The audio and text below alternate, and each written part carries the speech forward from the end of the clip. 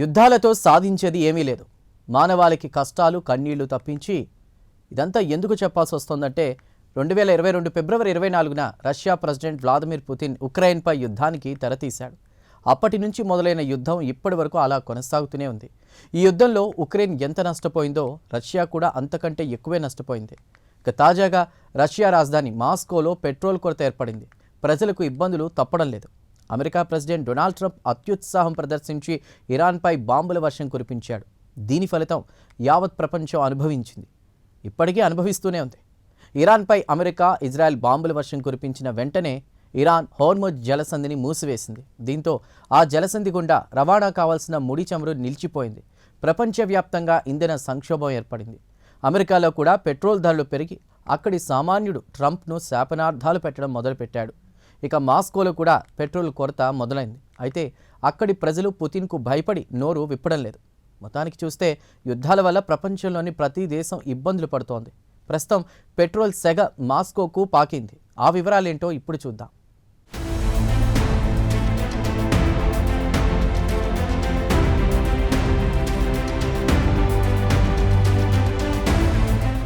పాలకుల అనాలోచిత నిర్ణయాలు ప్రజలకు శాపాలుగా మారుతున్నాయి.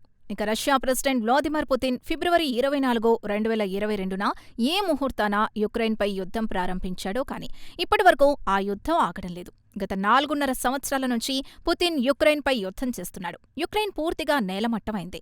అయినా జెలెన్స్కీ మాత్రం యూరోపియన్ దేశాల మద్దతుతో నెట్టుకొస్తున్నాడు. ఇక రష్యా విషయానికొస్తే పుతిన్ మాత్రం ఎక్కడా తగ్గడం లేదు. రష్యాపై ఆంక్షలున్నా ఆయన చైనాకు చమురమ్ముకొని ఆ డబ్బుతో యుద్ధం కొనసాగిస్తున్నాడు. ఇక ఇండియా కూడా రష్యా నుంచి డిస్కౌంట్ రేట్లో ముడి చమురు కొనుగోలు చేసేది. అయితే ట్రంప్ బెదిరించడంతో ఇండియా కాస్త వెనక్కి తగ్గింది. ఇక ట్రంప్ వాదన విషయానికొస్తే ఇండియా రష్యా నుంచి చౌక ధరకు చమురు కొనుగోలు చేస్తోంది. ఆ డబ్బుతో పుతిన్ ఆయుధాలు కొని యుక్రెయిన్ ప్రజల ప్రాణాలు తీస్తున్నాడని సెంటిమెంట్ రగిల్చాడు.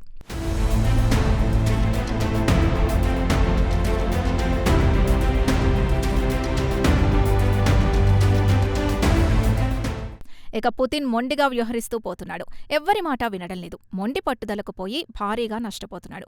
యూరోపియన్ యూనియన్ యుక్రెయిన్కు పెద్ద మొత్తంలో డబ్బుతో పాటు ఆయుధాలు సరఫరా చేయడంతో గత కొన్ని నెలల నుంచి యుక్రెయిన్ రష్యాలో ఆయిల్ ఇన్ఫ్రాస్ట్రక్చర్తో పాటు ఆయుధాల డిపోలపై దాడుల జోరును పెంచింది. దీంతో రష్యా ప్రస్తుతం పెట్రోల్ కొరతను ఎదుర్కొంటోంది. ప్రభుత్వం పెట్రోల్పై రేషన్ విధించింది. దీంతో ప్రెసిడెంట్ పుతిన్కు వాస్తవాలు క్రమంగా అవగతమవుతున్నాయి. ఇక రష్యాలో పెట్రోల్ కొరత ఏర్పడిందనేసరికి యుక్రెయిన్లో సంబరాలు మొదలయ్యాయి. ఇక యుక్రెయిన్కు యూరోపియన్ మిత్ర దేశాలన్నీ కలిసి $4.6 బిలియన్ ఇవ్వడానికి అంగీకరించాయి. దీంతో పాటు anti ballistic interceptors, long range artillery డ్రోన్లను కూడా ఇవ్వడానికి అంగీకరించాయి. యుక్రెయిన్ డిఫెన్స్ మినిస్టర్ ఏకాలేవో పెడరో జర్మనీతో ఒప్పందం కుదుర్చుకున్నాడు. యాంటీ బాలిస్టిక్ ఇంటర్సెప్టర్ మిసైల్స్ తయారు చేసి ఇవ్వడానికి జర్మనీ అంగీకరించింది. అయితే జెలెన్స్కీ గత కొంతకాలంగా తమకు యాంటీ బాలిస్టిక్ ఇంటర్సెప్టర్ మిసైల్స్ ఇవ్వాలని మిత్రదేశాలను కోరుతున్నారు. ప్రస్తుతం జర్మనీ ఇవ్వడానికి అంగీకరించింది.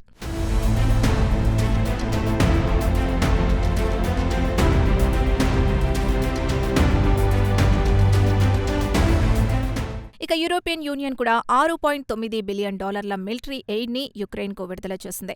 దీంతో రెట్టించిన ఉత్సాహంతో రష్యాపై దాడుల జోరును పెంచింది. ఇక రష్యాలోని పెట్రోల్ డిపోలపై యుక్రెయిన్ విచ్చలవిడిగా దాడులు చేయడంతో రష్యా భారీగా నష్టపోయింది. దీంతో యావత్ దేశంలో పెట్రోల్ కొరత ఏర్పడింది. రష్యాలోని 53 రీజియన్లతో పాటు యుక్రెయిన్లో రష్యా ఆక్రమించిన భూభాగంలో కూడా పెట్రోల్ రేషనింగ్ ని బుధవారం నాడు ప్రారంభించింది. ఇక రేషనింగ్ విషయానికొస్తే గ్రామీణ ప్రాంతాలకే కాకుండా నగరాలకు కూడా విస్తరించింది. మాస్కోతో పాటు సెయింట్ పీటర్బర్గ్లో కూడా పెట్రోల్ రేషనింగ్ ప్రారంభించారు. గత సోమవారం నుంచి టాటా నెఫ్ట్ చైన్ పెట్రోల్ స్టేషన్లలో కస్టమర్స్ 20 లీటర్లు లేదా 5.3 గ్యాలన్ల పెట్రోల్, అలాగే డీజిల్ అయితే 40 లీటర్ల వరకు ఇస్తున్నారు. దీనికి కంపెనీలు సాంకేతిక కారణాల్ని చెబుతున్నాయి. ఇతర భారత పెట్రోల్ చైన్ కంపెనీలు రాస్ నెఫ్ట్ విషయానికొస్తే అప్పర్ లిమిట్ 90 లీటర్లకు పరిమితం చేసింది.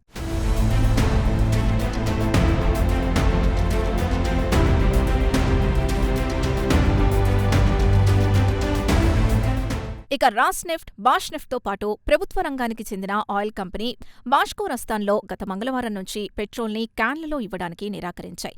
అనుకోకుండా డిమాండ్ పెరగడమే కారణమని వివరణ ఇచ్చుకుంది.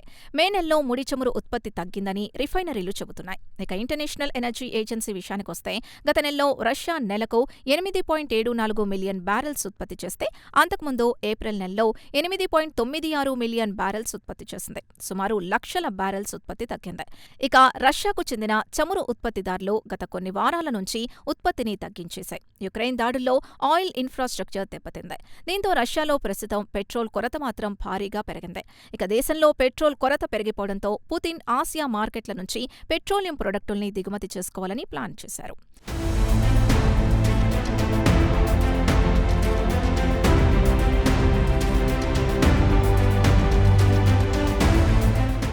ఇక యుక్రెయిన్ మాస్కో ఆయిల్ రిఫైనరీలపై విచ్చలవిడిగా దాడులు చేసింది. దీంతో గత మంగళవారం నాడు, గురువారం నాడు మాస్కో ఆకాశంలో నల్లటి దట్టమైన మేఘాలు కమ్ముకున్నాయి. ఇక మాస్కో పౌరులు మాత్రం ఆయిల్ వర్షం కురిసిందని చెబుతున్నారు. వర్షం పడ్డ ప్రాంతంలో ఉపరితలమంతా నల్లని మసిపొరతో కప్పబడిపోయిందని అంటున్నారు. యుక్రెయిన్ దాడులకు రష్యాలో పలు ఆయిల్ రిఫైనరీలు ఘోరంగా దెబ్బతిన్నాయి. కొన్ని కంపెనీలు ఉత్పత్తిని నిలిపివేశాయి. రష్యాపై భారీ ఎత్తున విరుచుకుపడ్డంతో మాస్కోలో కాలుష్యం విపరీతంగా పెరిగిపోయింది. దీంతో మాస్కోలో 6 విమానాశ్రయాల్ని మూసివేశారు. విమానాల రాకపోకలు రద్దు చేశారు. అయితే అంతకుముందు పుతిన్ రష్యా ప్రజలకు హామీ ఇస్తూ యుక్రెయిన్ నుంచి వచ్చే లాంగ్ రేంజ్ మిసైల్స్ ని అడ్డుకుంటామని భరోసా ఇచ్చారు. ఇక శత్రు దేశానికి చెందిన ఆయిల్ ఇన్ఫ్రాస్ట్రక్చర్పై దాడుల జోరును పెంచుతామని పుతిన్ ప్రజలకు చెప్పారు.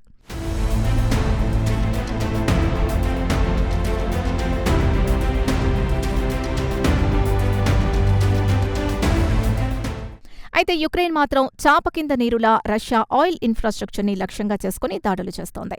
ఇదిలా ఉండగా రష్యా రక్షణ మంత్రిత్వ శాఖ గురువారం నాడు ఒక ప్రకటనలో యుక్రెయిన్కు చెందిన 992 డ్రోన్లను, 4 మిసైల్స్ని గత 24 గంటల్లో కూల్చామని చెప్పారు. అయితే గత వారం యుక్రెయిన్ కూడా రష్యాలో అతిపెద్ద టానికో రిఫైనరీపై దాడులు చేసి ధ్వంసం చేసింది.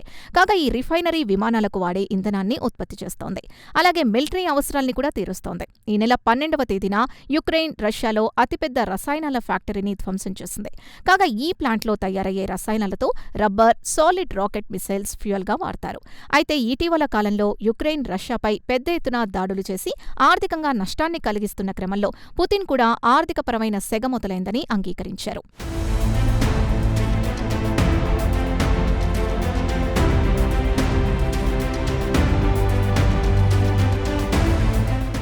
యుక్రెయిన్ రష్యా ఆర్థిక వ్యవస్థను ధ్వంసం చేస్తోందని పుతిన్ అంగీకరించారు. ఎయిర్ క్రాఫ్ట్లు, యుఏవీలను విచ్చలవిడిగా వినియోగించి నష్టం కలిగిస్తోందన్నారు. అయితే త్వరలోనే తాము కోలుకుంటామని పుతిన్ ప్రజలకు భరోసా ఇచ్చారు. అయితే పుతిన్ మాటల్ని మాస్కో ప్రజలు పెద్దగా నమ్మడం లేదు. ఇక పుతిన్ ఆర్థిక సంస్కరణలు తెస్తానంటూ చెబుతున్నాడే తప్పించి అవి కేవలం కాగితాలకు మాత్రమే పరిమితమవుతున్నాయి. రోజురోజుకు యుక్రెయిన్ మిత్రపక్షాల సహకారంతో బలపడుతోంది. మన నగరాలపై విచ్చలవిడిగా దాడులు చేస్తోందని రష్యా పొలిటికల్ ఎనలిస్టులు అభిప్రాయపడుతున్నారు. అయినా యుక్రెయిన్లో రష్యా తన సత్తా చాటలేకపోతోంది. అదే యుక్రెయిన్ విషయానికొస్తే రష్యాలో చొరబడి దాడులు చేస్తోంది. ఇక రష్యా అధికారులు కూడా గతేడాది వేసవి సీజన్ నుంచి రష్యాకు ఆర్థికపరమైన చిక్కులు మొదలయ్యాయని అంగీకరించారు. 2026 నుంచి మిలిటరీపై వ్యయం తగ్గిస్తానని పుతిన్ హామీ కూడా ఇచ్చాడు. కానీ ఈ ఏడాది కూడా మిలిటరీ బడ్జెట్ 30% పెంచాడు. ఇక యుక్రెయిన్ దెబ్బకు పుతిన్కు క్రమంగా వాస్తవాలు అవగతమవుతోంది. ప్రస్తుతం రష్యా పెట్రోల్ కొరతను, రేపు విద్యుత్ కొరత ఏర్పడి రష్యా మొత్తాన్ని అంధకారంలో నెట్టినా ఆశ్చర్యపోవాల్సిన పని లేదంటున్నారు రష్యాకు చెందిన పొలిటికల్ ఎనలిస్టులు. మరి పుతిన్ ఇప్పటికైనా కళ్లు తెరిస్తే మంచిదని సలహా ఇస్తున్నారు.